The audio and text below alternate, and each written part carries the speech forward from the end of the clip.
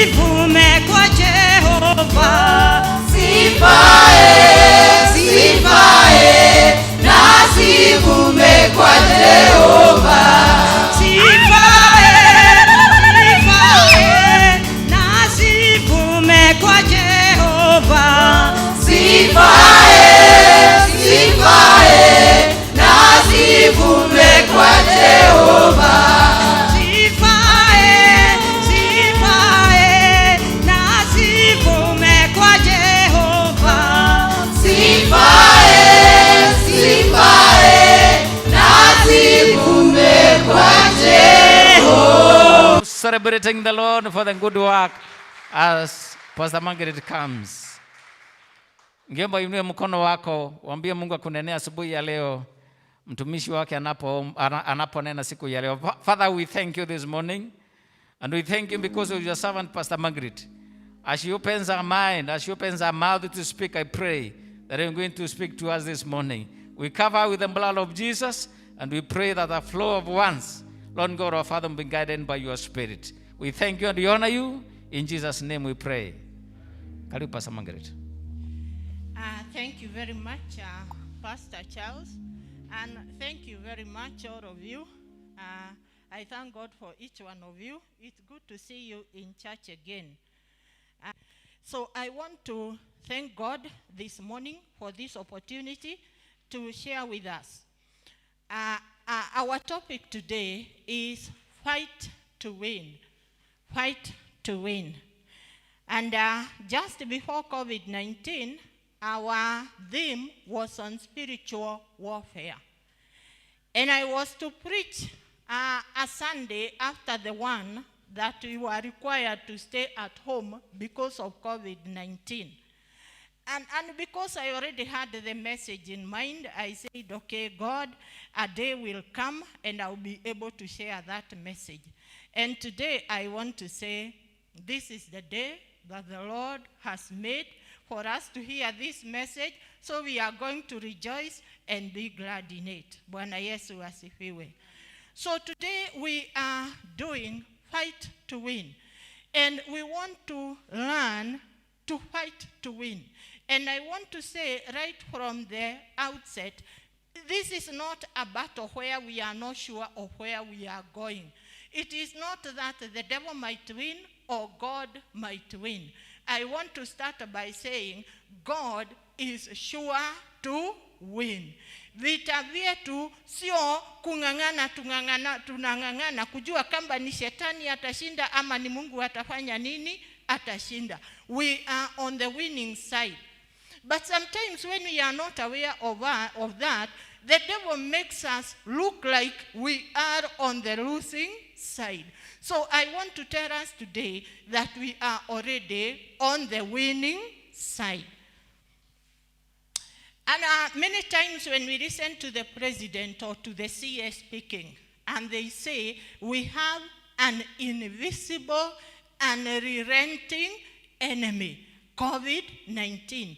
Yani hii virus haionekani lakini haituachiri, na ndio maana unaona inalenga kulenga. Ndio maana hata sasa wakati tumekaa kwa ibada, hata na sisi hatuwezi kuachiria kwa sababu virus haiachiri. Hatuyoni. Imagine we are all the way we are because of something we cannot see.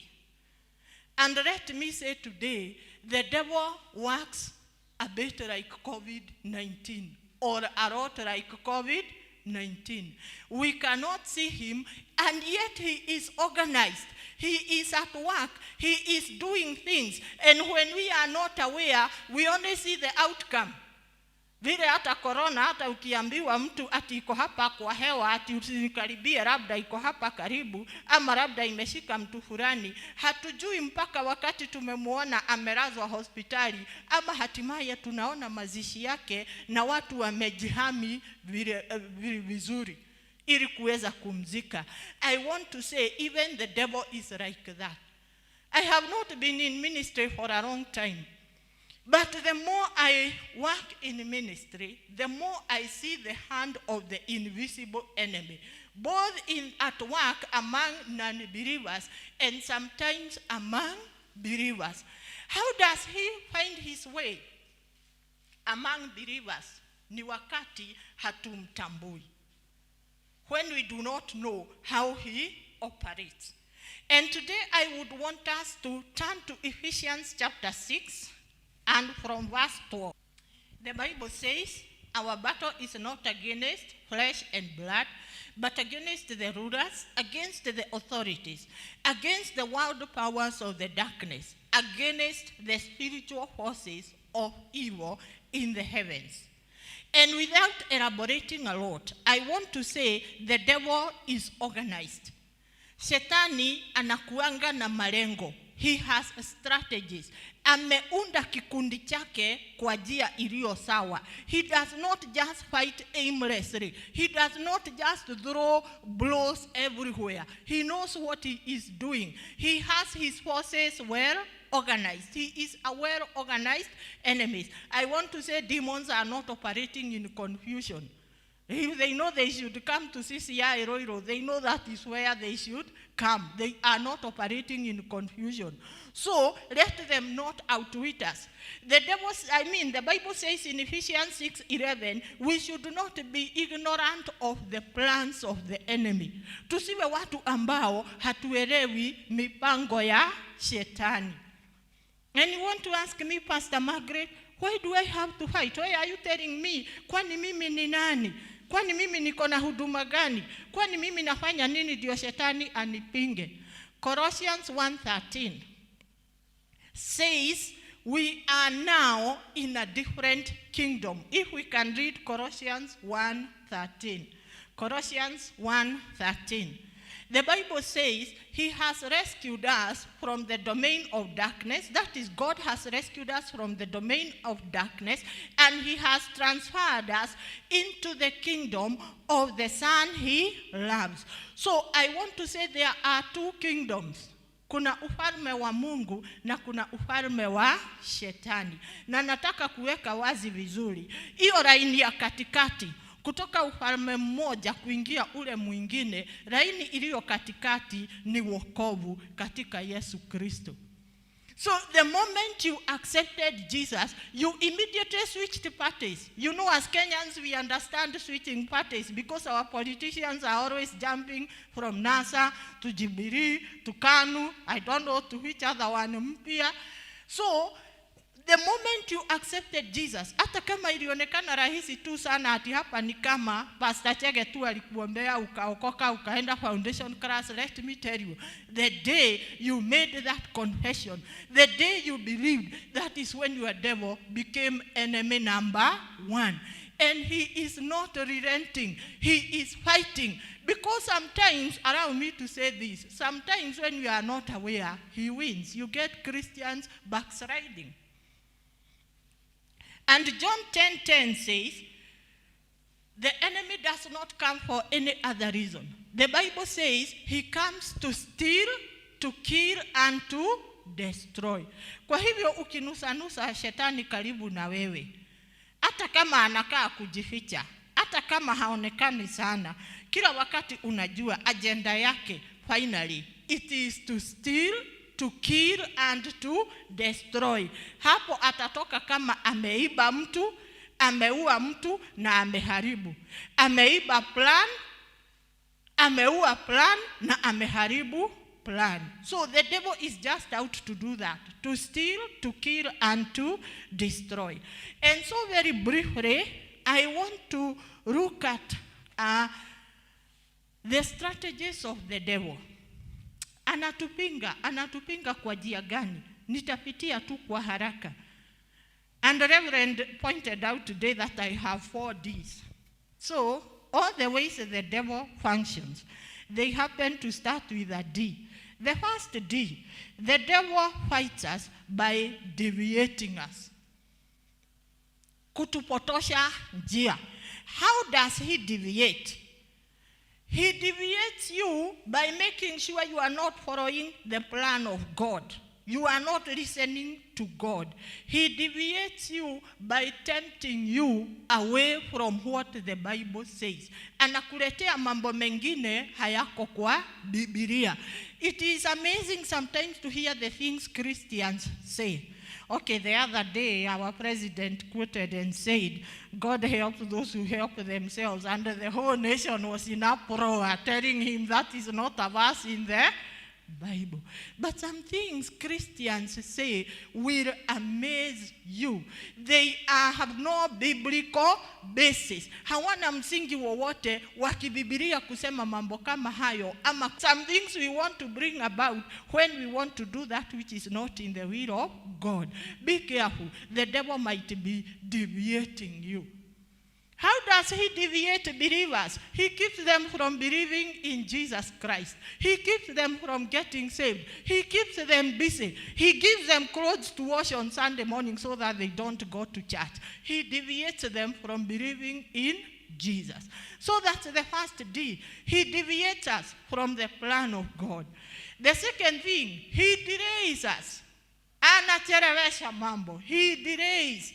Mtu unaona tu kuokoka ana delay tu. Na kama umeokoka, yale mambo mazuri kama maombi, una delay tu. Ana delay mambo yako. Kama uli apply for a driving license like our reverend one time, inakawia. The devil delays things. He discourages us. He brings sicknesses. He brings financial misfortunes. Ukianza ka project unakuta karirudi nyuma. Ukianza kuweka kuku unakuta uliweka kuku 30 na 20 zimekufa. What is the devil trying to do? The devil is trying to discourage you. So he discourages us through various ways, sicknesses, through a lot of poverty, kwamba hawezi hata kujisaidia. That is a strategy of the enemy. And I want to say the last D I have, he deceives us. And I want to say these are not the only ways. Today I have only 4. The devil has many. He deceives us. To deceive you is to make you believe a lie. Now, John 8:44, we can look at it. The devil makes you believe a lie. Now, among non-believers, he might make them believe salvation is for foolish people or salvation is for the older people. But among believers, the devil is also speaking lies. And today, I want us to unearth some of the lies of the enemy. I want to look at some of the false things the devil has been speaking to you. Bwana Yesu asifiwe. Because today, we must see the enemy. We must see what he is doing. He is invisible, but we must see what he is doing. John 8:44, what does it say? You are of your father, the devil, and you want to carry out your father's desires. He was a murderer from the beginning, and he has not stood in the truth, because there is no truth in him. When he tells a lie, he speaks from his own nature, because he is a liar and the father of lies. Yes, sometimes you have heard believers say, the devil is a liar. Now you know where it comes from. It comes from John 8:44.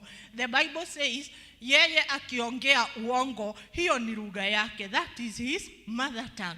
He does not speak the truth. And I'm afraid as a believer, he might have been speaking to you. How does the devil speak to us?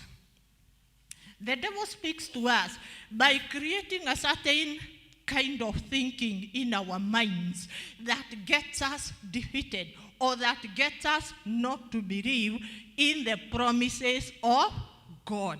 He speaks into our mind. And when the devil speaks often in your mind, he creates a stronghold. Hiyo ndio inaitwa ngome. He creates a stronghold in your mind, such that even when the word of God is spoken, already kuna kile umeamini. Now, let me tell you an example of a stronghold. Labda ulianguka interview ya kuingia class 1. Wewe kutoka PP2 kuingia class 1 ulianguka. Halafu ya kuingia form 1 wewe haukupata marks mzuri, so ukapelekwa kale kashule kalikuwa karibu na huko kwenu. Kuingia university wewe ulikuwa unasikia kwa umbali. So sasa ukatokea na D- yako ama na E. Na sasa shetani amejaribu kukuconvince that is the end of you. You are saying I am a failure. And no matter how much we preach from this pulpit to encourage watu that God can do a new thing, wewe ukijiangalia unaonanga ni bure. Kwa nini unajiona hivyo? Because the devil managed to put wrong thinking in your mind. He has built a stronghold in your mind. Na anajua, unajua pahali huku succeed, labda huku soma. By the way, it is, you know, we might forget these days, kuna watu hawakusoma. Yani hata kuingia shule hawakuingia. And so the devil keeps on reminding them of that. Unajua wewe hukusoma. Unajua wewe hukusoma. And eventually wewe unaanza kusema, mimi sikusoma, mimi sijasoma, so nothing good can come out of me. That is a stronghold. That is a strategy of the devil, so that you never get to do anything. You are a lady, and maybe the boy you thought was the best in class 3 alikuangalia akakuita sura mbaya. And when you went in high school for a dance in the neighboring school, no boy wanted to come near where you were.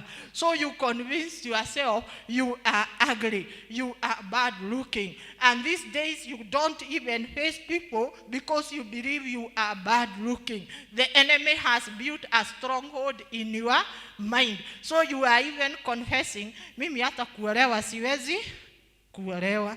Mimi hakuna mtu anaweza kuniangalia. That is a stronghold of the enemy. And sometimes as believers, when we are not very careful, we help the devil to build those strongholds in other people's lives. Kimwambia, ai, dadona hata wewe unataka tukuombee. Ai, lakini Mungu anatendanga miujiza. You know, you are helping to reinforce the wrong thinking. So what am I saying? Once the devil has built the wrong thinking in your mind, there is very little you can do. I have tried to get people like maybe interested in a business idea. Na nimeona mtu kama that one is wrong, kama hajiamini. Na hata ukijaribu kumwelezea kile anaweza fanya, hatafanya, because already there is a stronghold. I have never succeeded in a project and I will fail. The devil knows confession brings possession. He knows as a man thinks in his heart, so is he. And so if we are to get out of this, we have to have a different way of looking at things. And before I go to that, I want to say there is a stronghold I'm beginning to get afraid of. It is called COVID-19, corona. Na ingawa ni vizuri sana vile tunasema the new normal. The new normal ni kuvaa mask. The new normal ni social distancing kwa kanisa. And the new normal is also to stay at home if you don't feel brave enough. The new normal ni walimu wa Sunday school watengeneze sermon waweke kwa Facebook. Mzazi akitaka atafungulia, asipotaka hatafanya nini? Hatafungua. So I am challenging myself and thinking, is COVID-19 trying to build another stronghold in our minds? Is it trying to create a new normal? This new normal, will it make us forget that things can be normal? Is it trying to tell us that COVID-19 is not a disease like any other, which should be challenged in Jesus' name? So I'm saying challenges grow that way. Tunaweza kuzoea. Sasa watoto walikaa nyumbani, wanakaanga nyumbani. Sasa hakunanga Sunday school, hakuna Sunday school. It can become a stronghold. COVID-19, corona. everywhere. Now I want to challenge us to challenge that status quo today in Jesus' name. The Bible has given us power over diseases. And I want to remind us this morning, COVID-19 is a disease like any other. And it should not become a stronghold in the minds of believers. Let us declare one of these days, we are going to walk into this church without masks. Bwana Yesu asifiwe. We are going to have sanitizers, but not all the time in our pockets and everywhere. We are going to keep clean, but it is not so that we don't die. Believers, we shall live, we shall not die. Let it not become a stronghold. Can we demolish that stronghold today? Hiyo stronghold ya corona. Can we demolish it in our minds? It is a disease. Let us not also join the bandwagon or like the World Health Organization. They like telling us how impossible it is. Can we stop joining that bandwagon? Can we say it can be done in Jesus' name? So I'll quickly give us 4 strategies to win. And because it has been preached in the church, I will not belabor the points. I remember Pastor Joshua preached Ephesians 6:13-19 or to 16. And because this is a passage we have read before, perhaps it can be projected, but in the meantime, I'll just highlight them. The Bible tells us to have a helmet of salvation. As I have already said, wokovu ndio kila kitu. Kama haujaokoka, haya mengine yote hayatahesabiwa. Bado uko katika ufalme wa shetani na utabaki kwa ufalme wa shetani. So we must believe the gospel. We must believe the gospel. And you see, with the salvation comes the righteousness of God. Kuhesabiwa haki. Kwa sababu wakati Pastor Margaret amesimama kwa haya madhabahu, hajasimama kwa sababu yeye ako na haki yake, ako mtakatifu sana. Niko na ujasiri kwa sababu ule utakatifu ama kule kukubalika kwa Mungu, nimekubalika. Sijakubalika kwa sababu mimi ni mwema sana. Nimekubalika kwa sababu ya wokovu wa Bwana Yesu Kristo. So wakati umeokoka, shetani hata kushtaki, hata kuambia ya kwamba wewe hata unasemanga unaenda mbinguni gani, utamwambia mimi nimehesabiwa haki kwa sababu ya wokovu. So you must be saved and stand in that confidence of salvation. Biblia inasema pia kuna mbinu ya neno la Mungu. And that passage speaks of the word of God as a sword. Let me tell us, church, you are going to stand on the word of God. If you are going to overcome the enemy, ni akisema hiki na wewe unasema the word of God. The way Jesus kept on saying, it is written. So shetani akisema wewe ni sura mbaya, ile itakusaidia ni kusema Psalms 139, you know, I may not be figure 8. I may not even win a beauty contest. But Psalms 139 says, I am fearfully and wonderfully made.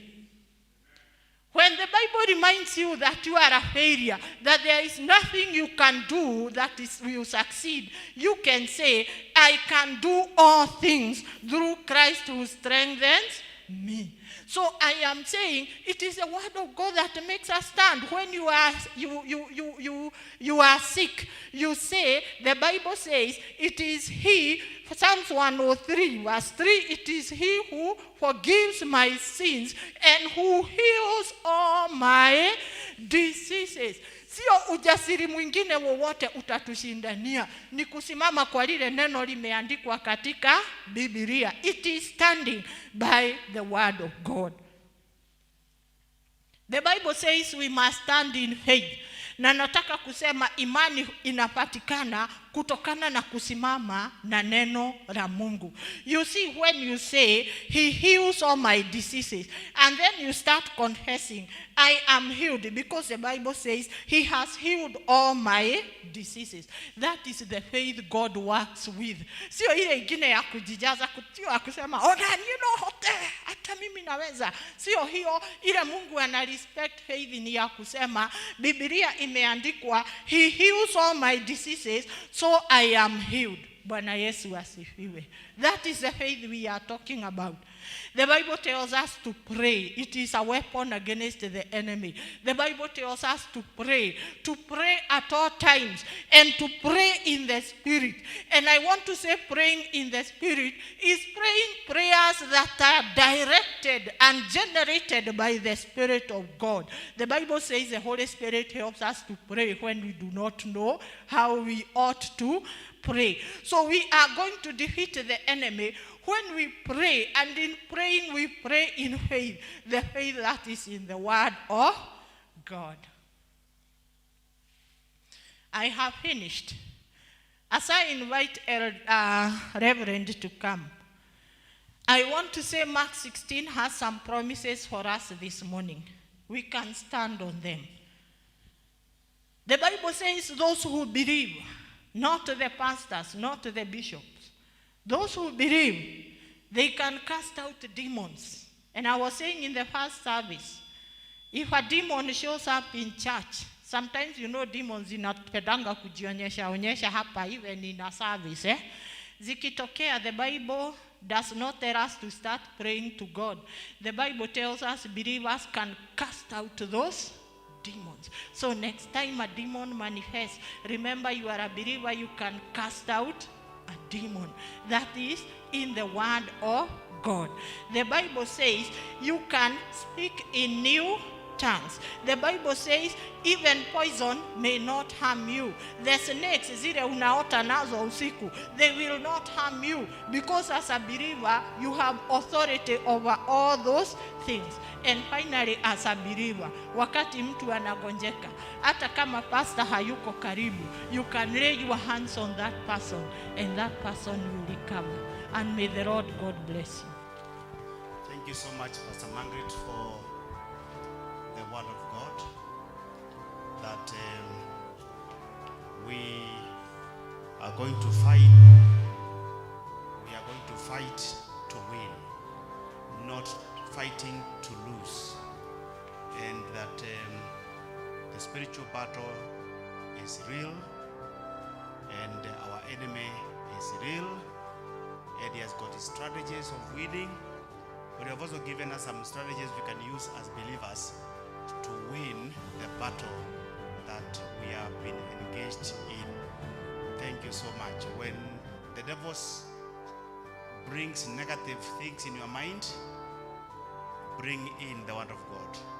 That is what is going to give you success. Speak the word, speak like your father, and your father is God. This is a very powerful message. And when I was listening and I thought about the 4 Ds, I was looking at how the devil will bring ideas to deviate where God wants to take us to, and then he steals that idea, he destroys, and we remain standing still without making progress. Thank you so much, Pastor Margaret, for allowing God to use you. I wish you had more time to get into this, but reflect on this sermon at your personal time, because this is one of the areas that you need to understand about your spiritual warfare. And finally, we have been encouraged that we are not going to lose, but we are going to win the battle. I would like us to stand up and make a prayer, and as we thank the Lord for this message. There are some strongholds in your life that you can pull them and break them in the name of Jesus. There are some strongholds. Change the way you speak, change the way you think. Change the way you think, change the way you speak. Strongholds, change those things. Pull them down and break them in the name of Jesus. And use the word of God and have faith in him. As you pray, God is going to give us victory. Why don't you raise up your hands as we pray and challenge those situations, challenge the corona issue, the new normal. Challenge. Let's put ourselves as a force and pray and bring that pattern and break that stronghold in the name of Jesus. Maybe there's something in your life that has kept holding you on. Let's pray that God will set you free. Maybe your culture, your culture. Some proverbs you have been following that are cultural, that are not really biblical, and you keep on following those proverbs. Break them in the name of Jesus, and because you are now a child of God. You are now a child of God. You are now a believer. Father, in the name of Jesus, I thank you for speaking to us this morning. I pray that in the name of Jesus, every stronghold in our lives be broken now. In Jesus' name, I take authority and the power over Satan